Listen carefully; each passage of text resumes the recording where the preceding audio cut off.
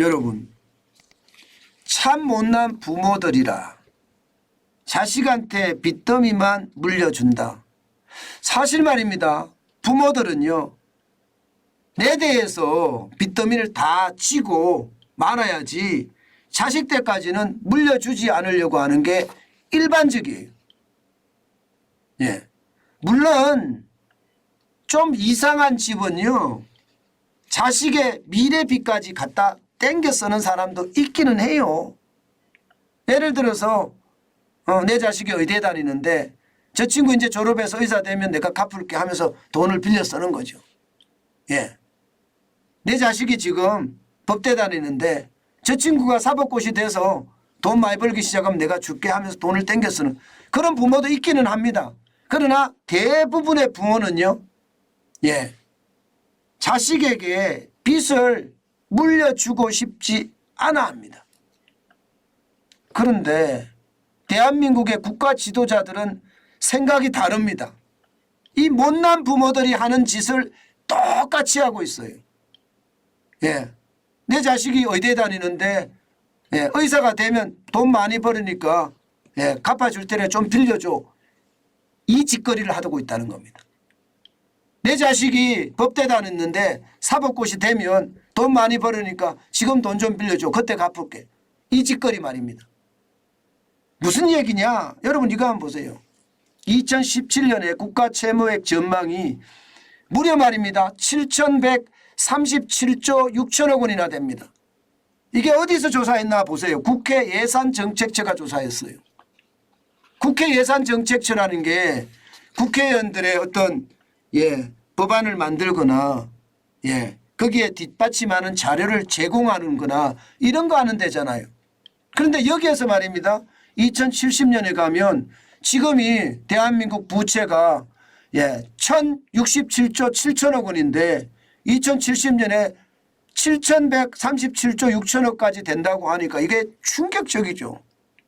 저는 국회 예산처가 이런 전망을 내놨다는 자체가 저는 고무적으로 봅니다. 할 일을 하는구나. 그런데 대한민국의 지도자라는 국회의원들은요, 애매하는 거. 이거 안 보는 겁니다. 이거 보고 싶어 하지 않아요. 보고 싶어 하지는. 2040년만 하더라도 지금보다 빚이 말입니다. 2배가 넘습니다.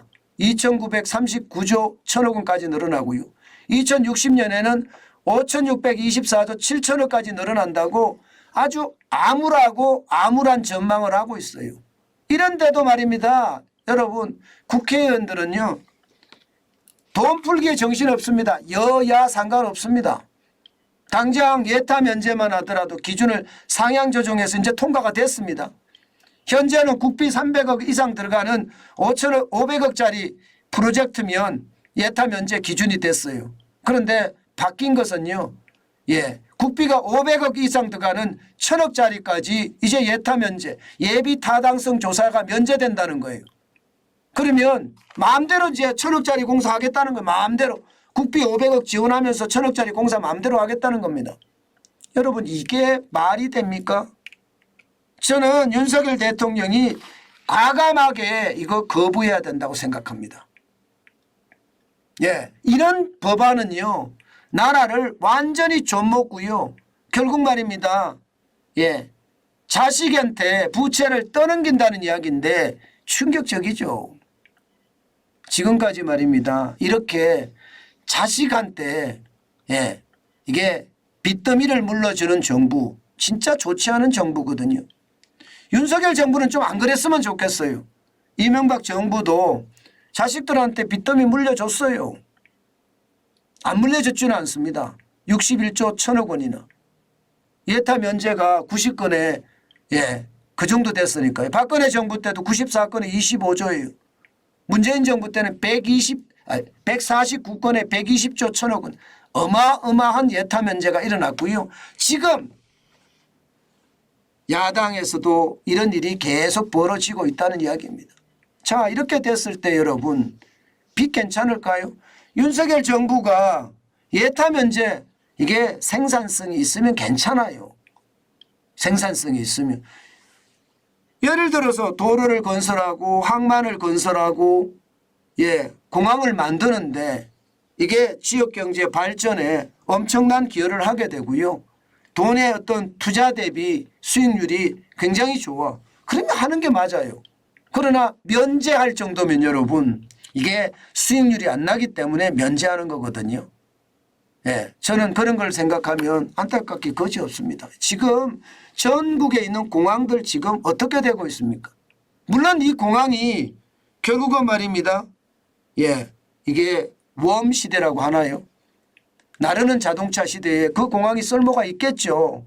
그러나 그때는 그에 맞는 공항이 쓸모가 있는 것이 지금처럼 수천억씩 수백억씩 들어갖고 만드는 그런 공항이 필요한 것은 아니거든요. 저는 이것을 보면서 참 안타깝다 생각을 하게 됐고요. 오죽했으면요. 예, 국회 예산정책처가 이대로 가면 나라 빚이 장난이 아니니까 재정준칙을 도입하자. 윤석열 정부가 지금 재정준칙 도입하자는 게 예, 관리재정 수준 내에 예, 3% 이내로 적자를 내자 이 말 아니에요? 3% 이내. 예, 지금은 뭐 3%가 넘잖아요. 2021년만 하더라도 5.6%가 적자가 났고요. 예, 작년에도 5.1%가 적자가 났습니다. 이거 줄이자는 거예요. 적자 폭을. 예, 관리재정 수지 말입니다. 이게 재정준칙이거든요. 그렇게 줄이면 여러분 그래도 빚이 덜 늘어난다는 거예요. 덜 늘어난다. 이게 강제로 말입니다. 문재인 대통령처럼 돈 뿌리는 거 막겠다는 거예요. 문재인 정부 5년 동안에 415조 5천억 원이나 뿌렸잖아요.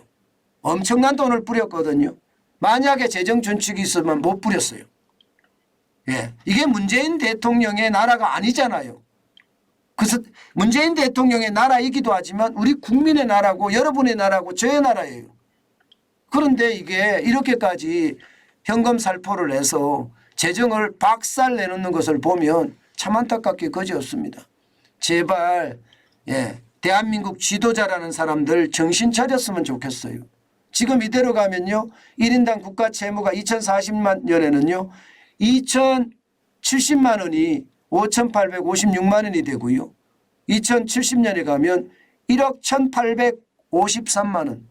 이게 나라가 빚더미에 눌린다는 이야기고요. 지금 젊은이들은 이 빚을 갚기 위해서 쉽게 말하면 죽을 둥 살 둥 모르고 일해도 못 갚는다. 이렇게 생각을 합니다. 그래서 재정준칙을 도입하면 그나마 좀 줄어든다. 5,903만 원으로. 그래서 도입하자는 거 아니겠습니까? 그런데 이 국회의원들은 그에 대한 생각이 없습니다. 여러분 이 지표를 보세요. 전 세계 말입니다. 105개국이 재정준칙 도입했습니다. IMF에서 분류하는 국제통화기금이 분류하는 선진국 33개국 중에 32개국이 도입했어요. 대한민국만 안 했다는 뜻이에요. 선진국 중에 대한민국만 재정준칙을 도입 안 했다 이런 뜻입니다. 미쳤죠? 제가 봐도 그렇습니다. 이들은 도대체 어떤 생각을 가지고 있나요? 이들의 머릿속에는 똥만 가득한 거 아니에요? 똥? 저는 진짜 답답해 보여요. OECD 국가 38개국 중에요. 36개국이 재정준칙이 있습니다. 그러면 어디가 없을까? 대한민국이 없고요. 튀르키예가 없습니다. 튀르키예. 이거는 아니잖아요. 그죠? 이거는 아닙니다. 저는 제발 세상에 대한 어떤 흐름을 보고 또 대한민국의 미래 먹거리를 반드시 생각해 가면서 이게 재정준칙을 도입해야 된다. 저는 그렇게 생각합니다. 지금처럼 말입니다. 그냥 퍼쓰자 이런 분위기가 계속된다면요. 나라는 점점 구렁텅이로 빠질 겁니다. 정관전 TV를 보시는 분들 중에 20대 30대도 꽤나 있더라고요. 아마 이분들이 이 말을 알면 진짜 분노할 거예요. 예, 저는 부모가 최소한 말입니다.